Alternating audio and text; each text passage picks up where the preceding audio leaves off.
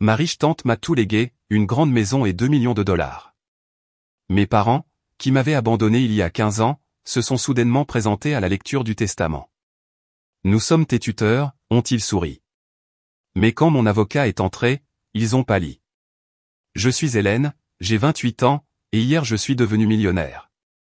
Ma tante Vivien m'a tout légué, 2 millions de dollars, son manoir victorien et ses actions dans son entreprise. J'étais encore en train de digérer mon chagrin quand ils sont entrés. Mes parents, ceux-là même qui m'ont abandonné il y a 15 ans sans un au revoir. Ils ont souri comme si rien ne s'était passé. Nous sommes tes tuteurs, a annoncé ma mère avec douceur. Puis mon avocat est entré dans la pièce et leurs visages sont devenus spectralement pâles. Avant de plonger dans cette histoire folle, dites-moi d'où vous regardez dans les commentaires. Cliquez sur le bouton j'aime si vous avez déjà eu affaire à des membres de la famille toxique, et abonnez-vous pour rejoindre notre communauté de conteurs. Je me souviens d'une époque où ma vie était normale. Jusqu'à mes 13 ans, j'ai vécu dans un modeste appartement de 2 pièces avec des parents qui semblaient m'aimer. Papa travaillait comme directeur des ventes dans une concession automobile locale, et maman enseignait en CM1 à l'école primaire voisine. Nous n'étions pas riches, mais nous avions assez. Des soirées cinéma le vendredi avec du popcorn au micro-ondes, des voyages de camping d'été dans notre tente d'occasion, des matins de Noël avec du chocolat chaud et des brioches à la cannelle. Mais il y avait des signes que j'étais trop jeune pour reconnaître. Les disputes étouffées derrière les portes closes qui devenaient de plus en plus fréquentes. Les mystérieux appels téléphoniques que mon père prenait à l'extérieur.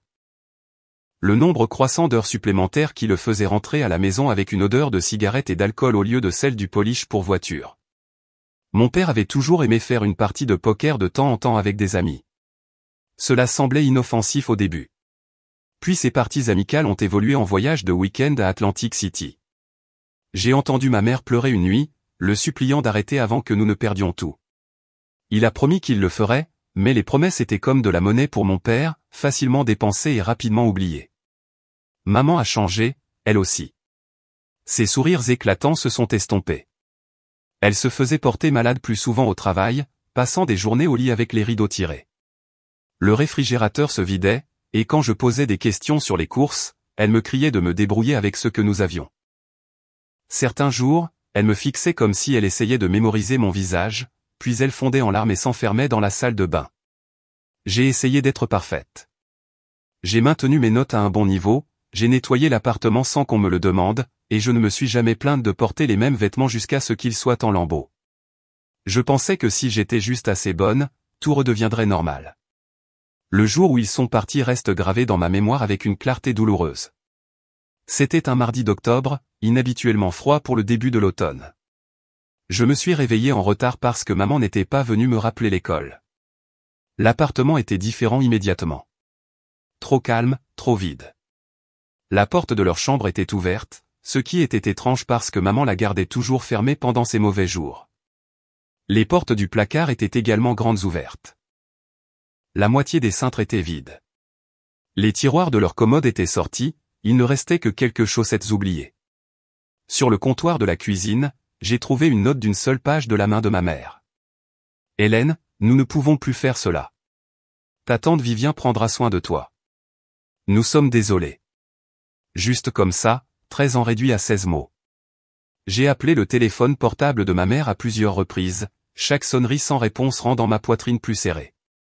J'ai essayé le numéro de mon père, mais il avait déjà été déconnecté. J'ai cherché des carnets d'adresses, des contacts d'urgence, tout ce qui pourrait m'aider à comprendre ce qui se passait. Je n'avais rencontré tante Vivien que 2 fois auparavant. Elle était la sœur aînée de mon père, une femme d'affaires sévère qui vivait dans un autre état. Elle ne s'était jamais mariée, n'avait jamais eu d'enfant et, selon mes parents, n'avait jamais approuvé leur style de vie. Je n'avais aucun moyen de la contacter et aucune idée si elle savait même ce que mes parents avaient fait. J'ai passé cette nuit seule, effrayé de dire à qui que ce soit ce qui s'était passé. Et s'ils me plaçaient en foyer d'accueil? Et si mes parents revenaient et que j'étais parti? J'ai survécu avec des céréales et je me suis endormi en pleurant sur le canapé du salon, attendant près du téléphone. Le deuxième jour, notre propriétaire a frappé, exigeant le loyer en retard. Quand je lui ai dit que mes parents étaient partis, il m'a regardé avec suspicion et a mentionné qu'il allait appeler les services sociaux. Le troisième jour, j'ai finalement appelé mon conseiller scolaire, qui a immédiatement impliqué les services de protection de l'enfance. L'assistante sociale qui est venue, Miss Dawson, avait des yeux gentils et une voix qui me rappelait des couvertures chaudes. Elle a passé des appels, a tiré des ficelles et a réussi à localiser tante Vivien. Votre nièce a été abandonnée, j'ai entendu Miss Dawson dire au téléphone. Les alternatives sont le placement en foyer d'accueil ou. Il y a eu une longue pause. Je comprends que c'est soudain, mais elle n'a personne d'autre. Une autre pause. Demain matin serait le mieux. Elle ne peut pas rester seule dans l'appartement une autre nuit. Tante Vivien est arrivée le lendemain dans une voiture noire élégante qui semblait déplacée dans notre quartier. Elle portait un tailleur gris anthracite et des perles, ses cheveux argentés étaient tirés en un chignon serré. Son expression quand elle m'a vu n'était pas de joie ou même de pitié. C'était de la détermination mélangée à de la résignation. Fais tes bagages avec ce que tu peux porter, a-t-elle ordonné, sa voix coupante mais pas méchante. Le reste peut être expédié plus tard. Les travailleurs sociaux se sont occupés des papiers pendant que je remplissais une seule valise de vêtements et que je bourrais mon sac à dos d'albums photos et de mes livres préférés. J'ai laissé derrière moi ma chambre d'enfant avec des étoiles phosphorescentes toujours collées au plafond. Le trajet jusqu'à la maison de tante Vivien a duré 3 heures. Elle n'a pas beaucoup parlé, sauf pour me demander si j'avais faim ou si j'avais besoin d'une pause toilette. J'ai regardé par la fenêtre, observant mon monde s'éloigner littéralement dans le rétroviseur. La procédure de tutelle légale a été compliquée. Il y a eu des comparutions devant le tribunal, des entretiens avec des juges, d'autres travailleurs sociaux et des évaluations psychologiques. À travers tout cela, tante Vivien est restée inébranlable, sinon particulièrement chaleureuse. Elle a engagé d'excellents avocats et n'a jamais suggéré de m'envoyer ailleurs, même lorsque la procédure est devenue longue et difficile. Mes parents ne se sont jamais présentés à aucune audience. Le tribunal a essayé de les localiser pour mettre officiellement fin à leurs droits parentaux, mais ils semblaient avoir complètement disparu. C'était comme s'ils n'avaient jamais existé. L'abandon a laissé des blessures que la thérapie n'a pu que partiellement guérir. Pendant des années, je me suis réveillé au milieu de la nuit, convaincu d'avoir entendu la porte d'entrée s'ouvrir, qu'ils étaient revenus pour expliquer que tout cela était une terrible erreur.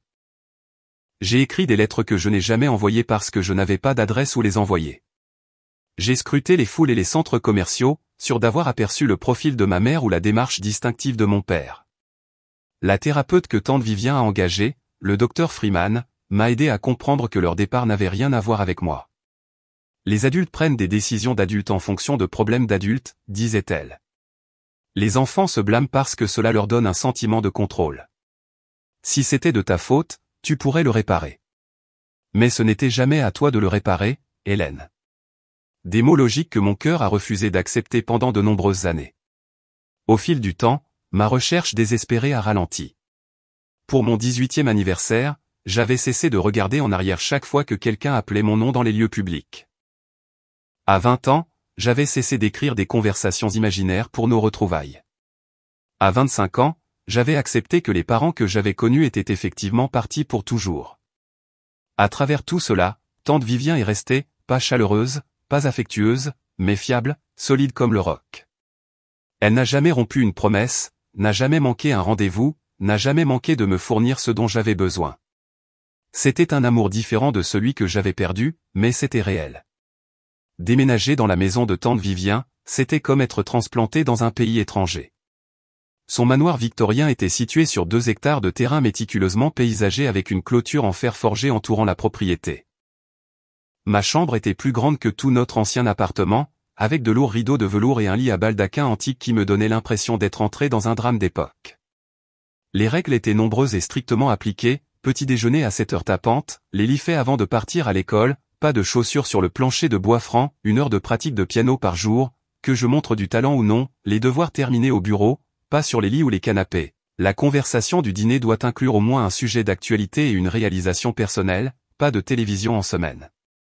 J'ai enfreint toutes les règles du premier mois, testant les limites, peut-être inconsciemment, espérant être renvoyé avant de pouvoir être abandonné à nouveau. Mais tante Vivien n'a jamais menacé de se débarrasser de moi. Au lieu de cela, chaque infraction venait avec des conséquences logiques.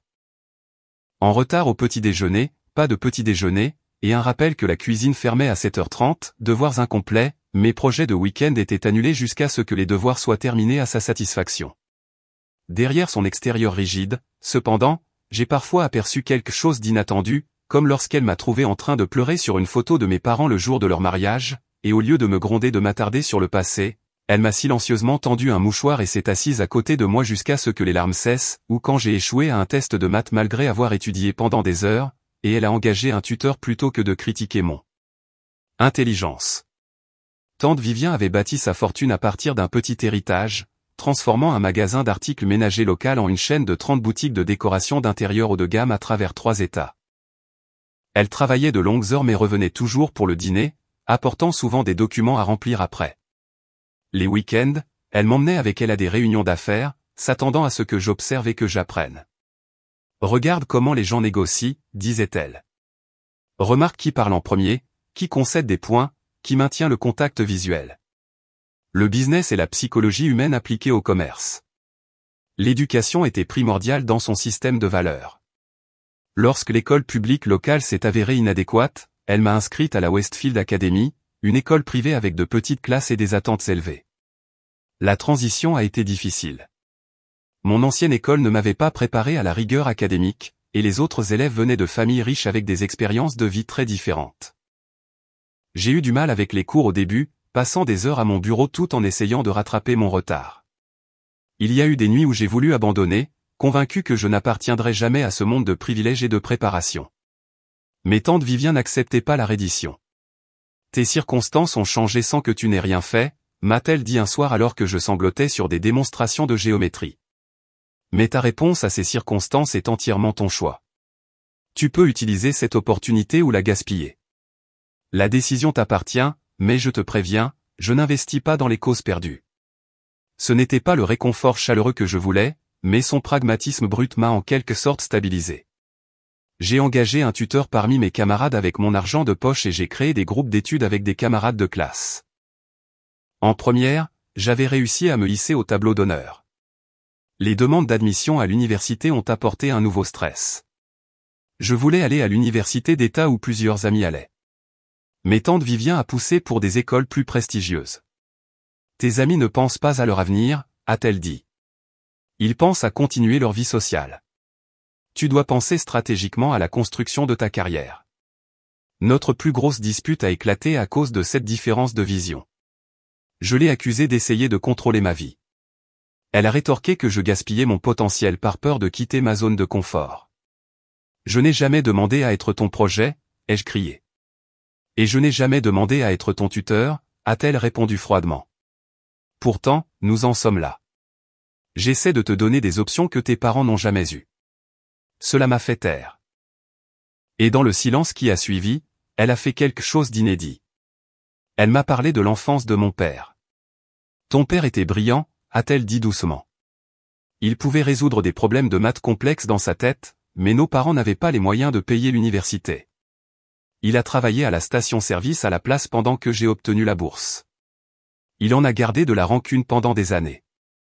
Ta mère était pareille, brillante, mais limitée par les circonstances. J'essaie de briser ce cycle pour toi.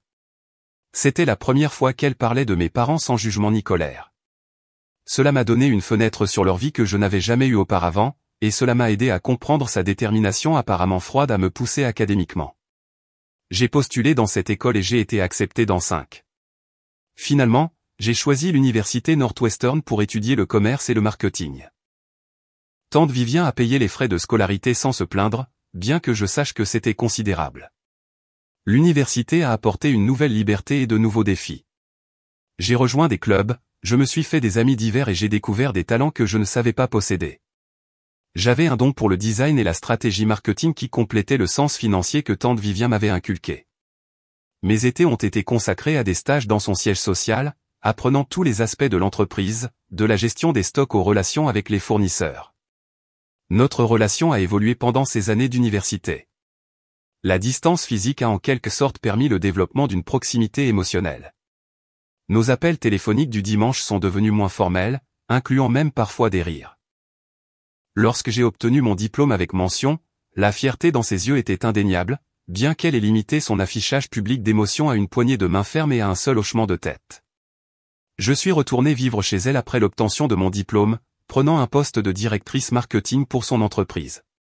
nous avons développé une routine confortable, 2 femmes indépendantes partageant l'espace et des repas occasionnels. Je sortais de temps en temps, bien que tante Vivien décourageait subtilement toute relation qui pourrait distraire de mon avancement de carrière.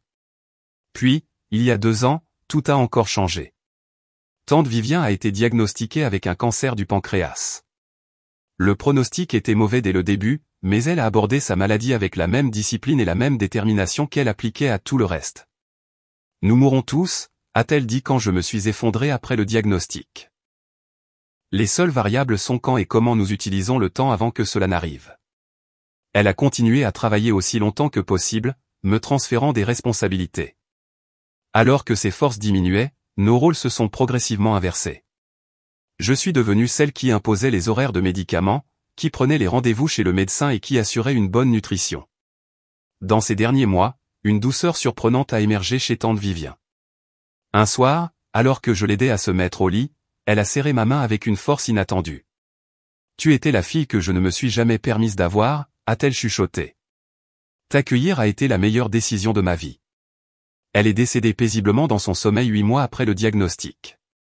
Les funérailles ont été petites, avec la présence principalement d'associés commerciaux et de quelques parents éloignés. Je me suis tenu près de la tombe, réalisant qu'elle était devenue mon vrai parent dans tous les sens du terme. Le chagrin était parfois accablant. La maison résonnait de vide. Je me surprenais à écouter ses pas ou à mettre de côté des articles que je pensais susceptibles de l'intéresser. Mais j'ai continué à diriger l'entreprise comme elle me l'avait appris, honorant son héritage par l'action plutôt que par de simples sentiments. Je ne m'attendais plus à revoir mes parents biologiques jusqu'à ce que le jour de la lecture du testament change tout. 3 semaines après les funérailles, j'ai reçu une lettre formelle de Harold Thompson, l'avocat de tante Vivien depuis plus de 30 ans. La lecture du testament était prévue le mardi suivant à 10 h du matin dans son bureau du centre-ville. La lettre mentionnait que toutes les parties intéressées seraient présentes, mais j'ai supposé que cela ne concernait que moi et peut-être des partenaires commerciaux ou des organisations caritatives que Vivien aurait pu inclure. Thompson était un homme distingué dans sa soixantaine dizaine avec une chevelure argentée abondante et des lunettes à monture métallique qui le regardaient par-dessus plutôt qu'à travers. Son bureau sentait le cuir et les vieux livres, avec des boiseries sombres et un bureau massif qui avait probablement vu des milliers de documents changeant la vie être signés. Je suis arrivé 15 minutes en avance, vêtu d'un tailleur bleu marine que tante Vivien aurait approuvé. Thompson m'a accueilli chaleureusement, exprimant à nouveau ses condoléances avant de mentionner que nous attendions quelques autres personnes avant de commencer. Je me suis assise dans l'un des fauteuils en cuir, feuilletant un magazine d'affaires sans absorber aucun contenu. La porte s'est ouverte, et j'ai levé les yeux, m'attendant à voir l'un des directeurs de Vivien. Le temps a semblé s'arrêter. Debout dans l'embrasure de la porte, se trouvaient 2 personnes dont j'étais convaincu que je ne reverrais peut-être jamais, mes parents. Mon père avait considérablement vieilli. Ses cheveux autrefois épais et noirs étaient maintenant fins et complètement gris. Des lignes profondes creusaient des chemins de son nez à sa bouche, et ses épaules s'affaissaient vers l'avant comme s'il portait un poids invisible. Il avait pris au moins 20 kilos. Sa silhouette autrefois athlétique était maintenant molle et ronde. Ma mère semblait encore plus transformée. Ses cheveux blonds étaient coupés dans un style sévère qui ne flattait pas son visage, qui était devenu mince et anguleux. Des cernes sombres ombraient ses yeux, et quand elle souriait, cela n'atteignait pas ses yeux. Elle portait une robe qui aurait pu être à la mode il y a une décennie, et elle serrait son sac à main avec une intensité à faire blanchir les jointures. « Et là, dit mon père, sa voix plus rauque que je ne m'en souvenais. Regarde-toi, toute grandie. » Ils se sont avancés vers moi, et je me suis retrouvé à me lever sur des jambes mal assurées. Ma mère a tendu la main pour une étreinte que je ne pouvais pas rendre. Je suis resté raide alors que ses bras m'entouraient, le parfum de son parfum à la fois familier et étranger. « Nous avons essayé de te retrouver, » a dit ma mère, reculant pour m'examiner. « Tu ressembles tellement à ta tante maintenant. Tellement sophistiquée. Comment avez-vous su pour aujourd'hui ? » J'ai réussi à demander, ma voix sonnant étrange à mes propres oreilles. « Nous avons vu la nécrologie dans le journal, » a expliqué mon père, tentant un sourire triste. « Nous avons gardé un œil sur la famille de loin. Nous savions que tu étais avec Vivien, bien sûr. Bien sûr, ils savaient où j'étais toutes ces années et ne m'ont jamais contacté une seule fois. » La pièce a semblé légèrement basculer. « Veuillez vous asseoir, » a interrompu Thompson, désignant les chaises. « Nous avons une autre personne qui nous rejoindra avant de commencer. » Une femme plus âgée que j'ai reconnue comme étant la gouvernante de Vivian, Madame Bentley, est entrée dans la pièce. Elle avait travaillé pour tante Vivian pendant plus de 20 ans et avait été gentille avec moi à sa manière réservée. Elle m'a fait un signe de tête avec sympathie avant de prendre place près de la fenêtre, aussi loin de mes parents que possible. Pendant que nous attendions que Thompson commence, mes parents ont tenté de lancer une conversation banale. Cela semblait surréaliste. Nous vivons en Arizona maintenant, a proposé ma mère. Le climat est meilleur pour l'arthrite de ton père. Je gère un dépanneur, a ajouté mon père. Rien d'extraordinaire, mais ça paie les factures.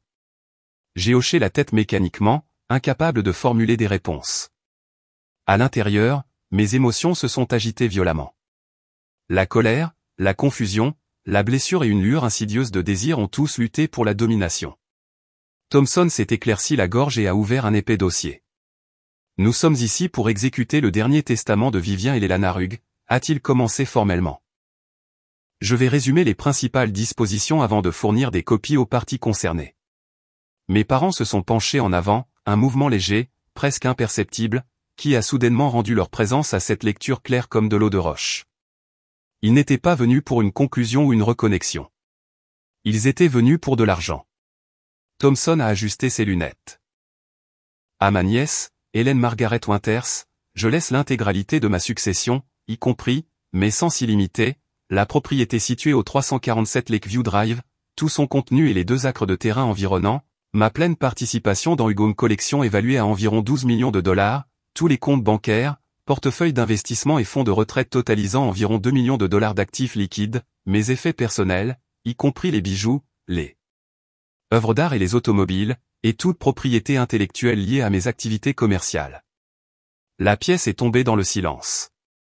Je m'attendais à hériter de quelque chose, mais l'étendue du legs était écrasante. Tante Vivian avait été riche, mais je n'avais pas réalisé à quel point sa succession était vraiment importante.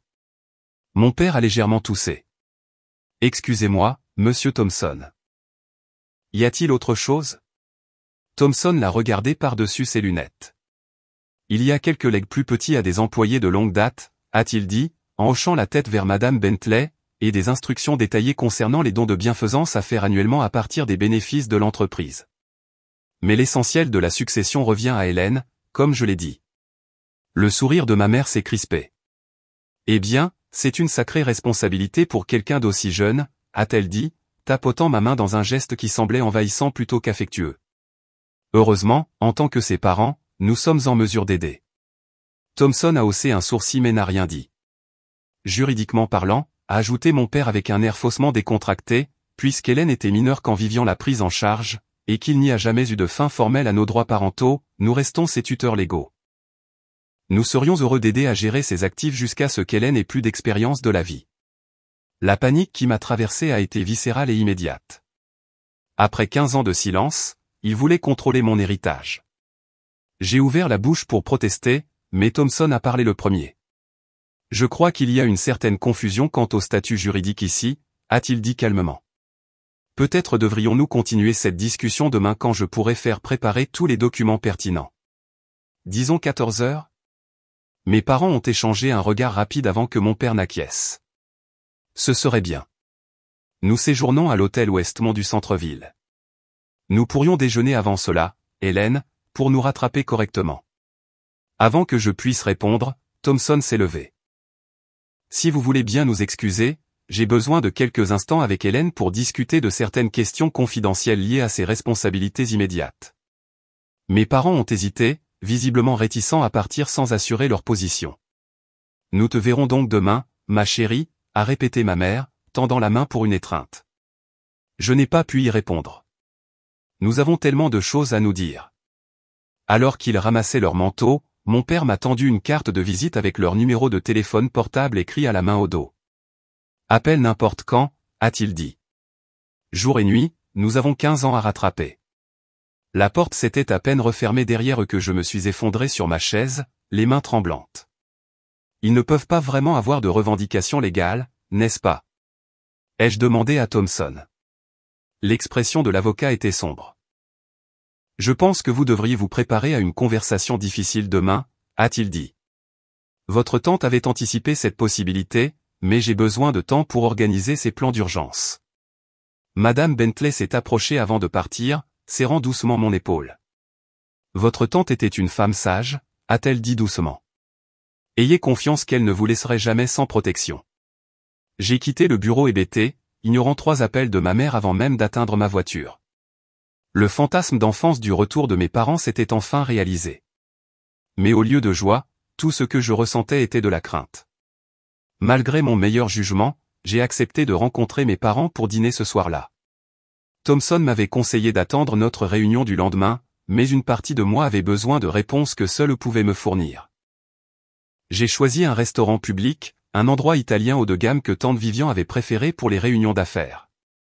Ils étaient déjà assis quand je suis arrivé, mon père se levant pour tirer ma chaise avec une courtoisie exagérée. Ma mère avait mis du maquillage frais et coiffé ses cheveux, ressemblant davantage à la femme de mes souvenirs. Nous avons commandé une bouteille de pinot noir, a dit mon père. Je me souviens que ta mère l'a toujours aimé. Je ne bois pas de vin, ai-je répondu, demandant de l'eau à la place. C'était une petite limite à établir, mais il était important de faire comprendre que je n'étais pas l'enfant qu'ils avaient laissé derrière eux. Des banalités maladroites ont dominé les 20 premières minutes. Ils ont posé des questions sur mon éducation, mon travail, mes amis. J'ai fourni des réponses minimales tout en étudiant leur visage pour apercevoir les parents que j'avais autrefois aimés. Nous te devons une explication, a finalement dit ma mère, tendant la main vers moi à travers la table. J'ai gardé la mienne fermement autour de mon verre d'eau. Ce que nous avons fait était mal.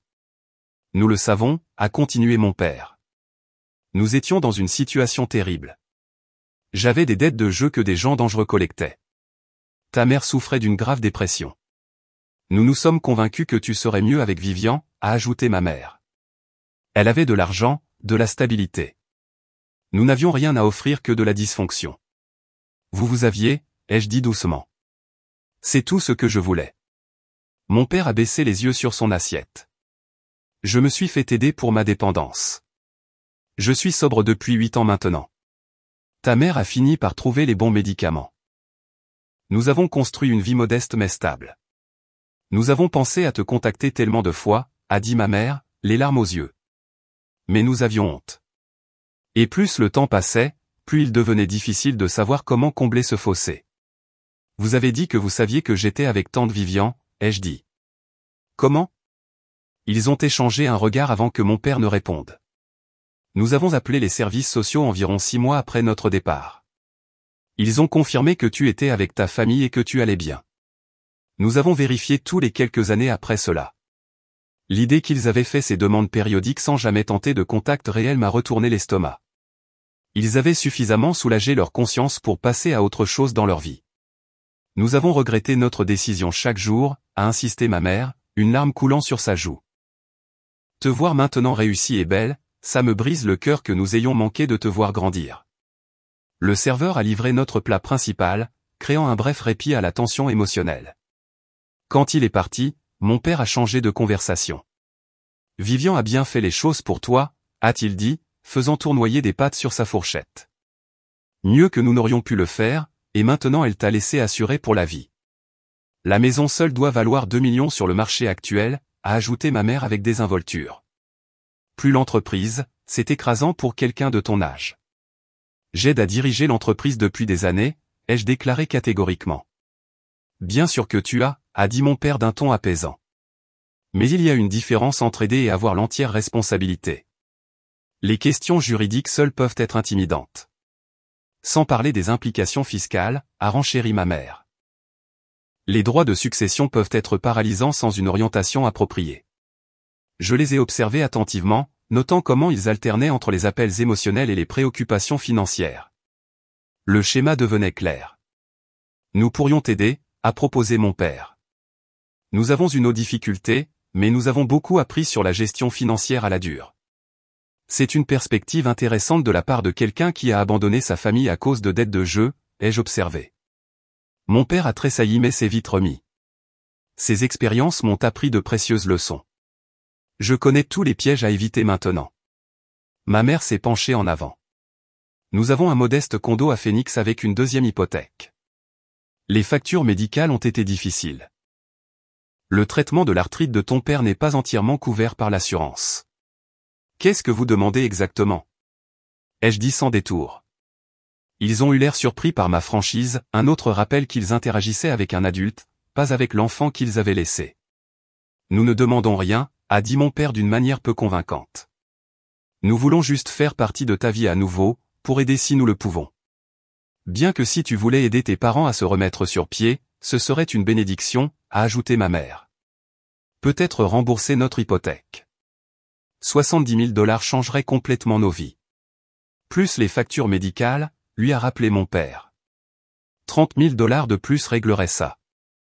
Je me suis adossé, une froide clarté m'envahissant. Donc, 100 000 $ résoudrait vos problèmes. Ils ont acquiescé avec empressement.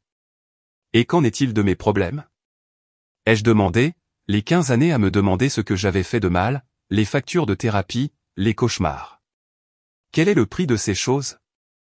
Les larmes de ma mère coulaient librement maintenant. Nous savons que l'argent ne peut pas réparer les dommages émotionnels. Nous voulons juste avoir une chance de redevenir une famille.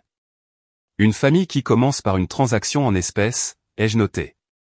L'expression de mon père s'est légèrement durcie. Tu dois comprendre notre position. Nous avons fait une terrible erreur. Oui, mais Vivian était ma sœur. Cette fortune venait de notre famille à l'origine. Nos parents lui ont laissé le capital de départ pour lancer son entreprise, tandis que je n'ai rien eu. Alors, tu penses que tu y as droit? J'ai clarifié. Pas droit, il a reculé. Juste inclus. Nous sommes tes parents, Hélène. Le sang, ça compte. J'ai pensé à tante Vivien, qui m'avait montré par des actes plutôt que des mots à quoi ressemblait le véritable amour parental. Oui, ai-je convenu. Le sang, ça compte, mais les actes comptent plus. Le reste du dîner s'est poursuivi sur cette lancée, oscillant entre manipulation émotionnelle et allusion financière. Au dessert, ils avaient mentionné plusieurs autres dettes et suggéré que je pourrais vouloir les ajouter à mon équipe à l'entreprise avec des salaires généreux. Alors que nous nous séparions devant le restaurant, ma mère m'a serré à nouveau dans ses bras, en chuchotant, pense à ce que la famille signifie vraiment, ma chérie. Nous faisons tous des erreurs. Je suis rentré chez moi dans un brouillard de confusion. Leur histoire contenait des éléments de vérité. Je me suis souvenu de la dépression de ma mère, des absences de mon père, mais quelque chose semblait répété dans leur explication, dans leur timing opportun, dans leur concentration immédiate sur l'argent. Quand je suis arrivé à la maison, il y avait un message sur mon répondeur provenant d'un numéro inconnu. Mademoiselle Winters, ici Sandra Kelly. J'ai travaillé pour vos parents il y a 15 ans à la First National Bank. J'ai vu leur nom en relation avec la notice nécrologique de Vivien Hugues et je me suis senti obligé de vous contacter. S'il vous plaît, appelez-moi avant de conclure un accord avec eux. Il y a des choses que vous devriez savoir. Le sommeil m'a fui cette nuit-là. J'ai fait des recherches sur les lois sur la tutelle jusqu'à ce que mes yeux me brûlent. D'après tout ce que j'ai pu trouver, les revendications de mes parents semblaient ténues au mieux. J'étais adulte depuis des années maintenant. Mais pourquoi Thompson semblait-il inquiet? Quels documents rassemblait-il? Vers 3 heures du matin, je me suis retrouvé dans le bureau de tante Vivien, maintenant le mien, à fouiller dans ses dossiers méticuleusement organisés. Dans un tiroir verrouillé que je n'avais jamais ouvert auparavant, j'ai trouvé un dossier étiqueté Simply Winters. À l'intérieur se trouvait une histoire que je n'avais jamais connue. Je suis arrivé au bureau de Thompson le lendemain, armé du contenu du dossier privé de Vivien et de mes propres recherches sans sommeil. Mes parents étaient déjà là, accompagnés d'un homme mince aux cheveux gominés, qui s'est présenté comme Gerald Hoffman, leur avocat. Juste une précaution, expliqua mon père avec un sourire crispé. Les questions juridiques peuvent devenir compliquées. Thompson les a accueillis cordialement, mais sans chaleur. Son assistante a apporté un chariot chargé de plusieurs dossiers extensibles et d'un ordinateur portable. L'atmosphère ressemblait davantage à une préparation à la bataille qu'à une discussion familiale. Avant de commencer, dit Thompson, je devrais clarifier mon rôle ici.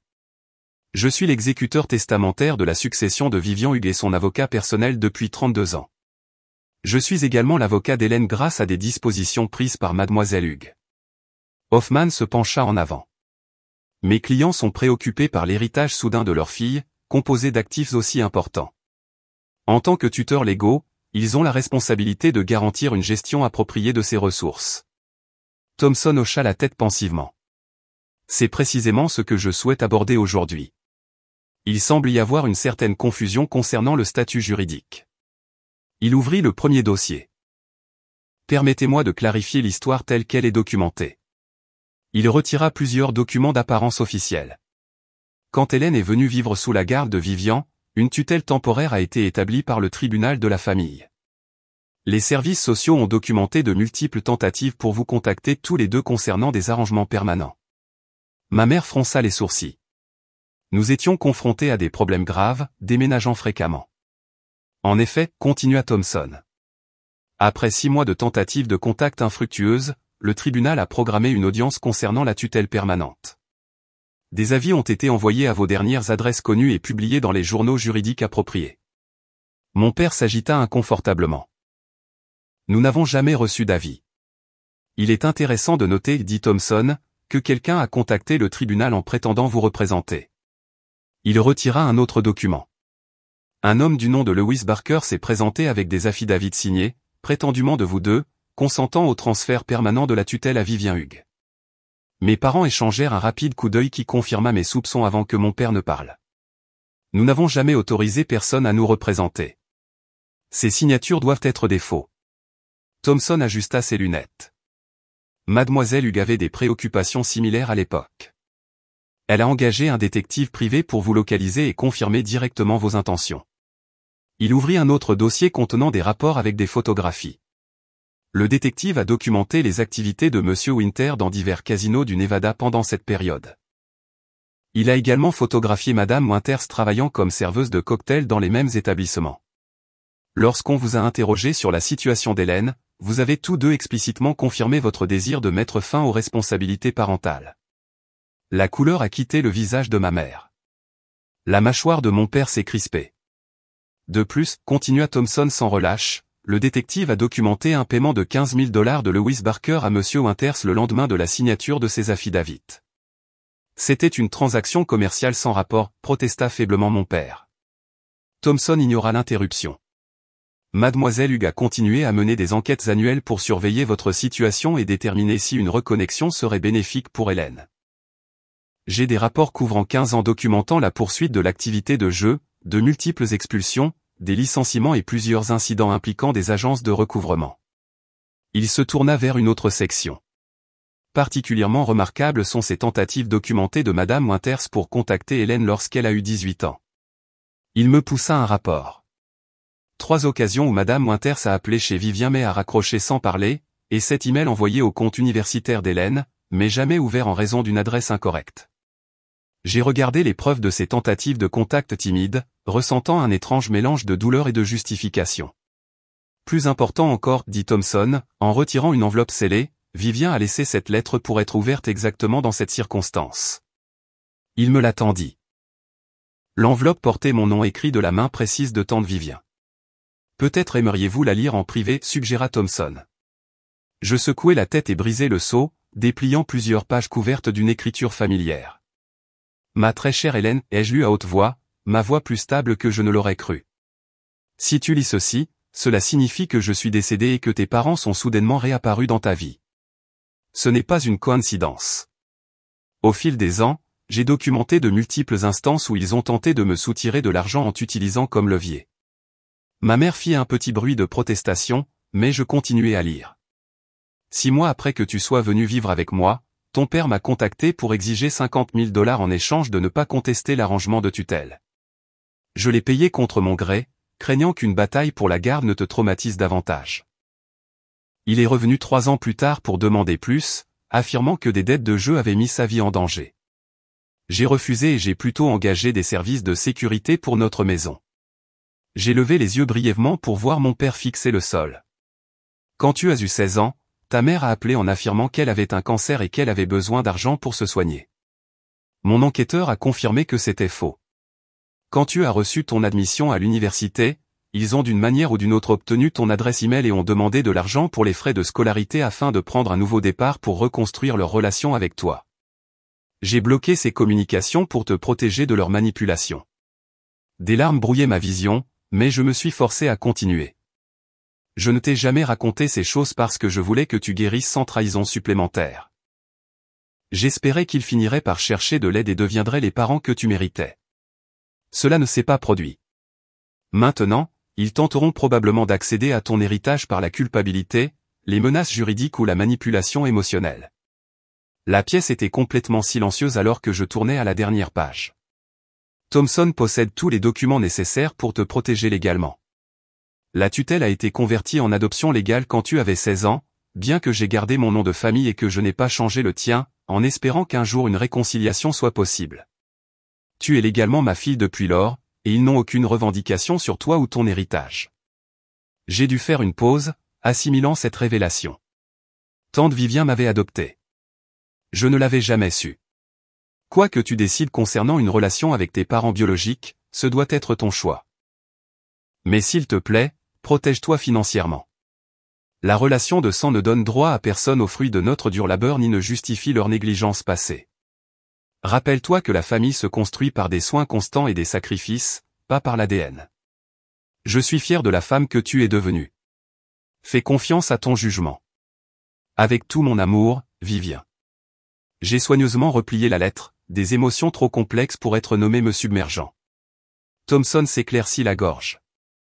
J'ai ici les papiers d'adoption, juridiquement contraignants et dûment exécutés par le tribunal de la famille. J'ai également la documentation des multiples sollicitations financières mentionnées dans la lettre. Il se tourna vers mes parents stupéfaits. De plus, Mademoiselle Hugues a inclus une clause spécifique dans son testament selon laquelle toute contestation juridique de ces arrangements entraînerait le transfert de l'ensemble de la succession à une fondation caritative pour les enfants abandonnés. Il ne resterait rien à réclamer pour personne. Leur avocat, de plus en plus mal à l'aise, se pencha pour murmurer quelque chose à mon père. Nous n'avions aucune idée de cette adoption, dit mon père, sa voix creuse. On nous avait dit seulement tutelle temporaire. Par qui? Demanda Thompson avec insistance. Par les services sociaux, insista ma mère. Toutes les communications sont documentées dans ces dossiers, rétorqua Thompson, en tapotant un épais dossier, y compris vos formulaires de consentement signés. Le visage de mon père se rembrunit de colère. C'est ridicule. Vous nous avez payé et avez volé notre fille. Je crois que les caméras de sécurité dans ce bureau enregistrent cet éclat de colère, nota Thompson calmement, ce qui contredit directement votre déclaration précédente concernant la contrefaçon et pourrait constituer une admission d'avoir accepté un paiement pour transférer les droits parentaux. Mon père se leva brusquement. Ce n'est pas fini. Nous avons des droits. Papa, dis-je, le mot semblant étrange dans ma bouche après tant d'années. J'ai trouvé le dossier de Vivien la nuit dernière. Je connais aussi les autres familles. Son expression vacilla. Quelles autres familles? Les Peterson au Colorado, les Galinska en Oregon, 3 autres familles que vous avez approchées, affirmant être des parents de personnes riches récemment décédées. Il semble qu'abandonner des enfants et ensuite essayer de profiter de leurs héritages soit votre modèle depuis un certain temps. Ma mère se mit à pleurer sincèrement maintenant. Ce n'est pas vrai. Nous avons fait des erreurs avec toi, mais nous ne le ferions jamais. Je l'interrompis soudainement, épuisé par leur performance. Vivien a tout documenté. Elle a même des enregistrements de vos appels téléphoniques exigeant de l'argent. Pensiez-vous vraiment qu'elle me laisserait sans protection? La rage de mon père se transforma en calcul. Écoute, Hélène, il y a eu un terrible malentendu. Nous pouvons arranger ça en famille. Pas besoin d'avocat ni d'accusation. Je pense que nous avons terminé ici, dis-je en me levant.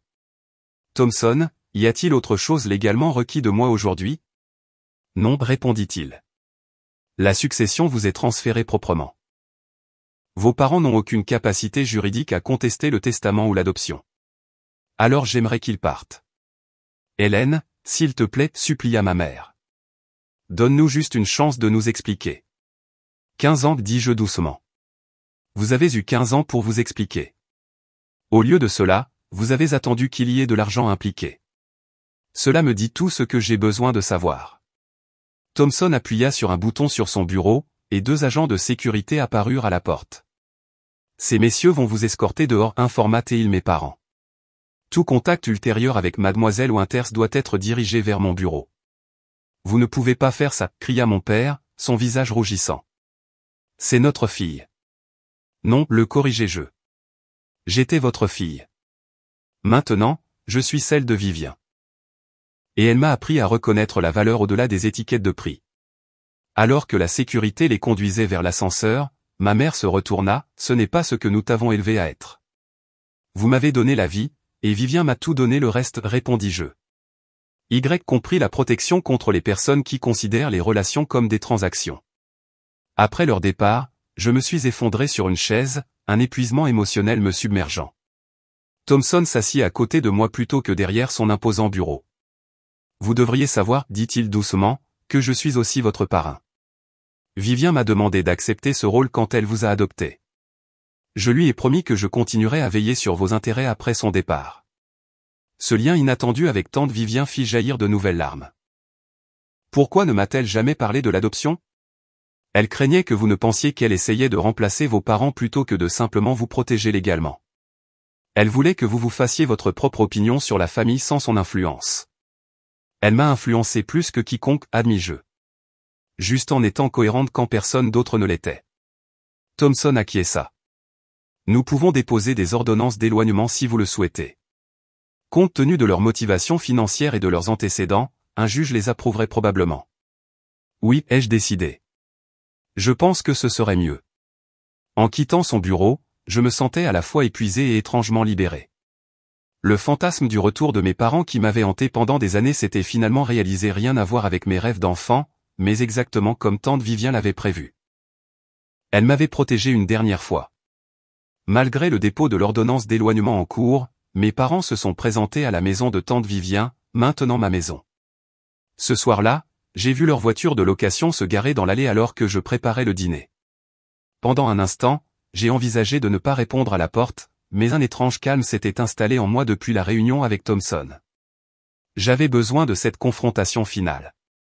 Ils ont sonné à plusieurs reprises jusqu'à ce que j'ouvre la porte, mais je suis resté sur le seuil, bloquant leur entrée. Vous ne pouvez pas être ici, dis-je fermement. Une ordonnance d'éloignement a été déposée. Nous sommes toujours tes parents, cria mon père, son vernis antérieur complètement abandonné. Tu nous dois la décence d'une conversation sans avocat ni garde de sécurité. Je ne vous dois rien, répondis-je calmement. Mais je vais vous donner 5 minutes pour dire tout ce que vous êtes venu dire. Ensuite, vous devez partir avant que j'appelle la police. Ma mère me poussa et entra dans le hall d'entrée, ses yeux scrutant l'intérieur de la maison pour l'évaluer. Nous voulons juste comprendre pourquoi tu es si froide, dit-elle. En essayant de prendre le contrôle de mon héritage, demandai-je. C'est une approche intéressante pour faire amende honorable. Mon père l'a suivi à l'intérieur malgré mon objection. Cette femme t'a empoisonné contre nous, cracha-t-il. Vivien m'a toujours en voulu. Elle t'a utilisé pour me blesser. Vivien m'a sauvé, corrigeai-je. Elle m'a donné la stabilité, l'éducation et le respect de moi-même. Elle m'a appris que l'amour se manifeste par des actes, pas seulement par des mots. Nous t'aimions, insista ma mère. Nous étions malades. La dépression est une véritable maladie. Le jeu de ton père était une addiction. Nous avions besoin d'aide, pas de jugement. J'avais 13 ans, lui rappelai-je, ma voix se brisant finalement. J'avais besoin de parents, pas d'excuses. Avez-vous la moindre idée de ce que c'était de se réveiller et de vous trouver tous les deux partis, d'attendre près du téléphone pendant des jours en espérant que vous appeliez, de fouiller l'appartement à la recherche d'indices sur l'endroit où vous étiez allé? Mon père détourna le regard, incapable de soutenir mon regard. J'ai vérifié la boîte aux lettres tous les jours pendant des mois, continuai-je, des années de mots refoulés se déversant finalement. Je n'arrêtais pas de penser que vous enverriez au moins une carte d'anniversaire ou un cadeau de Noël, un signe que vous vous souveniez que j'existais. Nous avons pensé à toi tous les jours, dit ma mère, des larmes coulant sur son visage. Les pensées sans action sont dénuées de sens, répondis-je. Vivien ne m'a jamais dit qu'elle m'aimait. Pas une seule fois en 15 ans. Mais elle s'est présentée tous les jours, pour les rendez-vous chez le médecin, les pièces de théâtre scolaires, les cauchemars et les demandes d'admission à l'université. Elle a instauré la confiance par la cohérence. Nous sommes ici maintenant, dit mon père, son ton s'adoucissant pour prendre le ton de vendeur que je me souvenais de mon enfance. Nous pouvons construire une relation à l'avenir. Nous soutenir mutuellement en tant que famille. Vous êtes ici maintenant parce que Vivien est morte riche, déclarai-je froidement. Si elle était morte pauvre, auriez-vous pris la peine de me retrouver? Leur silence était une réponse suffisante. Thompson m'a montré les rapports du détective privé, dis-je.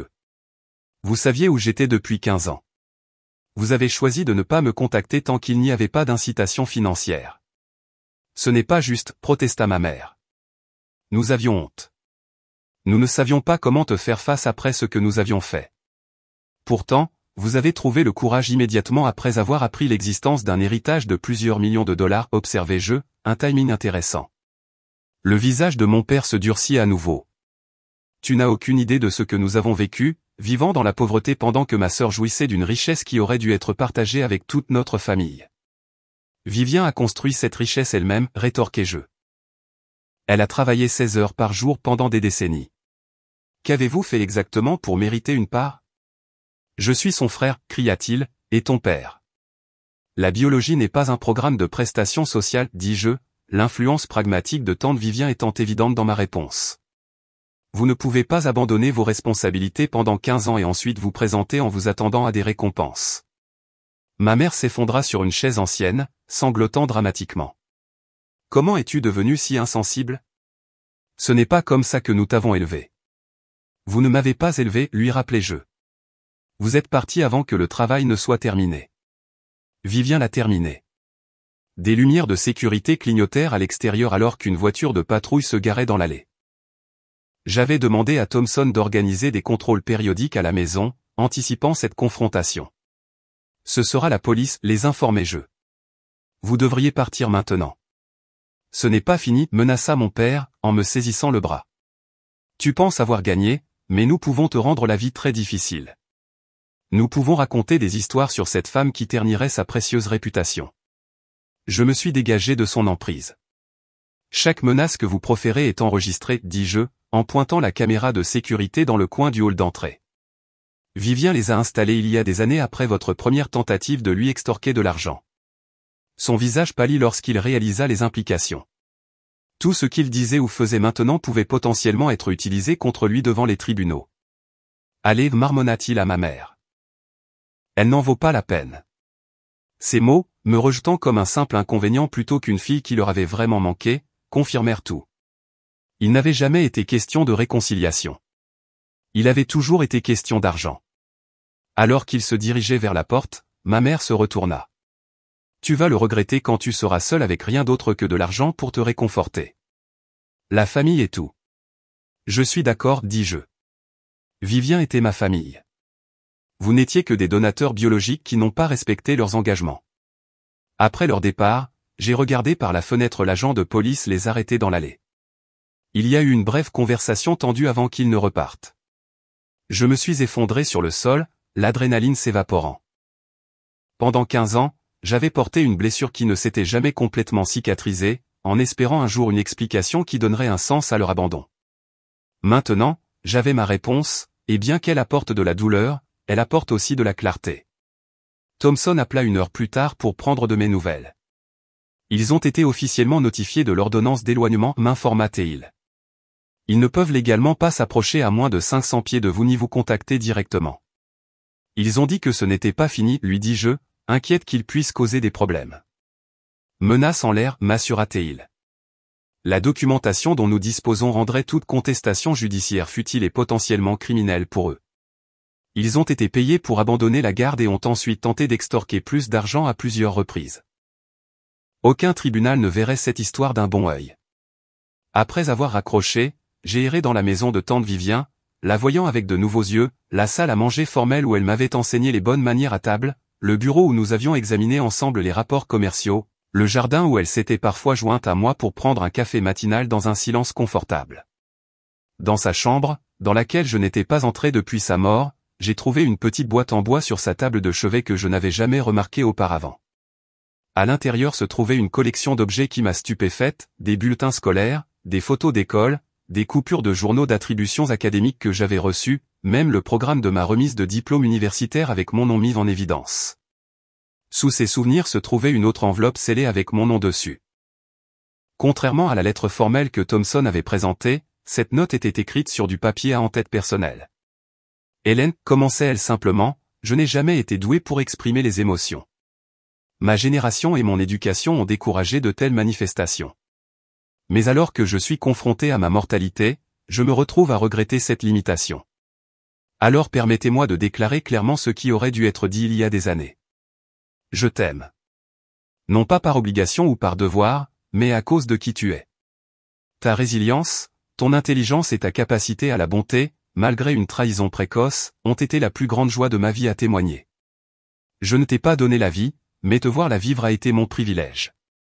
Les papiers d'adoption légale ont été signés il y a des années, non pas pour ta protection, mais pour ma tranquillité d'esprit.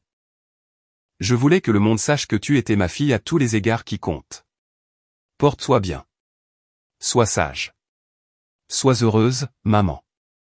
Ce dernier mot, jamais prononcé entre nous de son vivant, a ouvert quelque chose en moi. J'ai pleuré cette nuit-là, non pas pour les parents qui étaient revenus avec des motifs égoïstes, mais pour celles qui n'avaient jamais revendiqué le titre mais l'avaient complètement mérité. 6 mois se sont écoulés depuis cette confrontation finale avec mes parents biologiques. Selon Thomson, ils sont retournés en Arizona après avoir tenté sans succès de contacter le journal local avec des révélations sur tante Vivien. Le rédacteur en chef, un ami de longue date de Vivien, avait immédiatement appelé Thomson à la place. La maison me semble mienne maintenant. J'ai repeint certaines pièces, réarrangé les meubles et ajouté des touches qui reflètent mes propres goûts tout en honorant la sensibilité élégante de Vivien.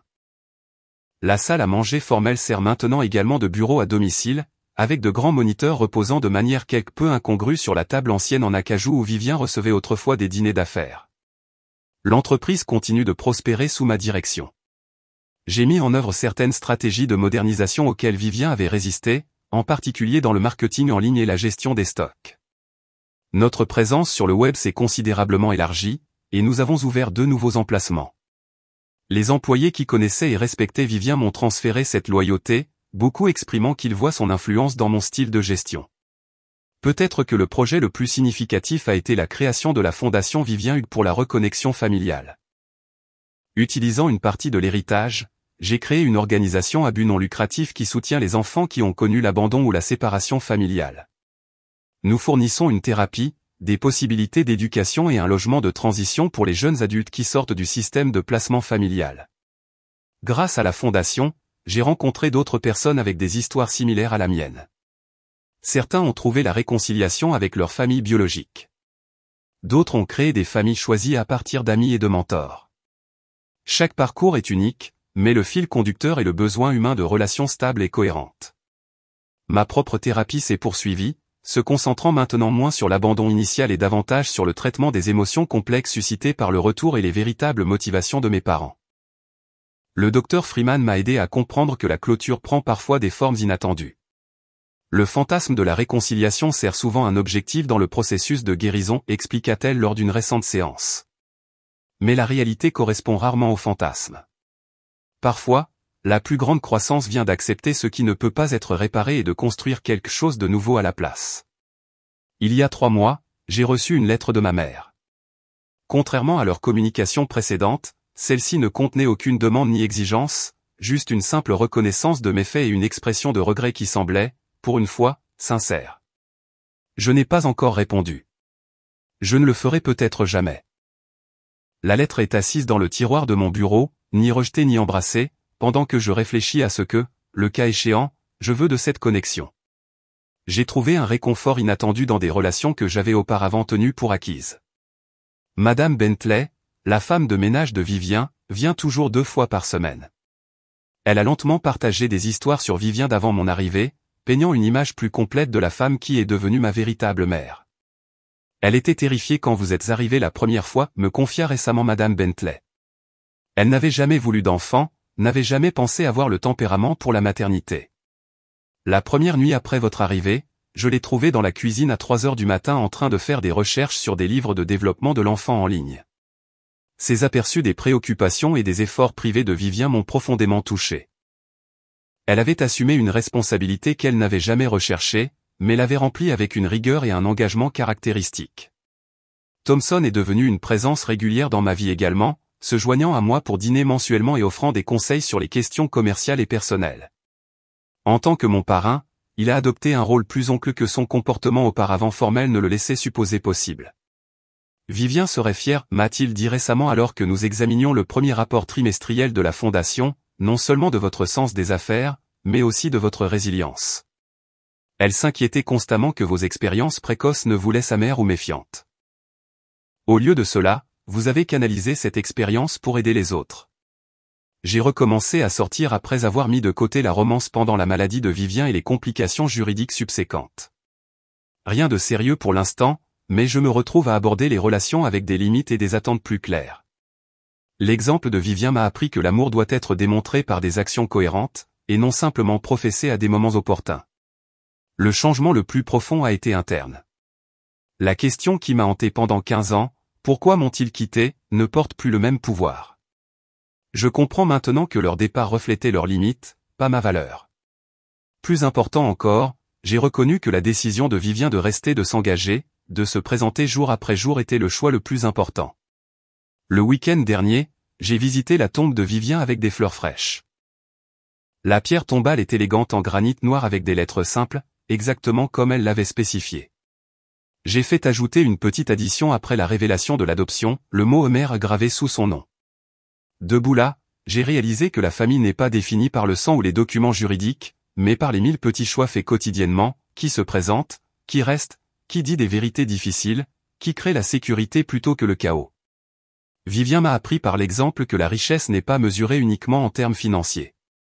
La véritable abondance vient de l'intégrité, des engagements honorés, de la confiance bâtie lentement et entretenue avec soin. Ce sont les valeurs que je transmets, son héritage le plus précieux. L'héritage qu'elle m'a laissé s'étendait bien au-delà des biens et des investissements. Elle m'a donné un modèle pour vivre avec dignité et détermination. Elle m'a montré que la famille choisie peut être plus forte que les liens biologiques. Et elle a démontré que l'amour n'a pas besoin d'être fréquemment exprimé pour être profondément ressenti. Je ne saurai jamais si mes parents biologiques regrettent vraiment leurs actions ou s'ils regrettent simplement de perdre l'accès aux ressources financières. En fin de compte, leur motivation compte moins que je ne le pensais autrefois. Ce qui compte, c'est la vie que je choisis de construire pour l'avenir, les relations que je nourris et l'héritage que je crée. Avez-vous déjà eu à redéfinir votre compréhension de la famille? Croyez-vous que les liens de sang méritent automatiquement le pardon, ou les relations doivent-elles être gagnées par des soins et un respect constant? J'aimerais connaître vos réflexions dans les commentaires ci-dessous. Si cette histoire a résonné en vous, veuillez aimer et vous abonner à notre chaîne pour plus d'expériences réelles. Et si vous connaissez quelqu'un qui lutte contre des problèmes familiaux et qui pourrait trouver du réconfort dans ce voyage, veuillez partager cette vidéo avec lui. Merci d'avoir écouté mon histoire, et rappelez-vous que parfois la famille que nous choisissons apporte plus de guérison que la famille dans laquelle nous sommes nés.